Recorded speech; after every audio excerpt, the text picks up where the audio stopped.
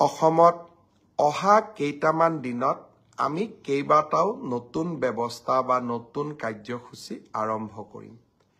10 ডিসেম্বৰৰ পৰা 20 ডিসেম্বৰৰ ভিতৰত 10টা দিনত আমি 5টা কাৰ্যসূচী ৰূপায়ণ কৰিম পোনপ্ৰথমে বিগত বানপানীত যিসকল লোকৰ ভীষণভাৱে ক্ষতিগ্ৰস্ত হৈছিল তেওঁলোকক আমি সাহায্যসমূহ বিতৰণ কৰিম তাৰ পিছতেই মাইক্ৰ ফাইনেন্স লোন ৱেইভাৰৰ আমাৰ যিখন আঁচনি সেই আঁচনিখনৰ অধীনত 50,000 টকালৈকে ঋণ লোৱা আই মাতৃসকলক আমি নো অবজেকশন সাৰ্টিফিকেটসমূহ বিতৰণ কৰিম এই সময়ছোৱাৰ ভিতৰতে হাইস্কুল শিক্ষান্ত পৰীক্ষাত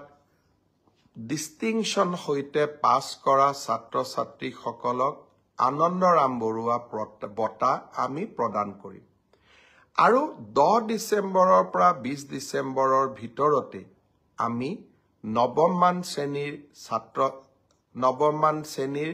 ছাত্ৰীসকলক আৰু ছাত্ৰসকলক আমি সাইকেল বিতৰণ কৰিম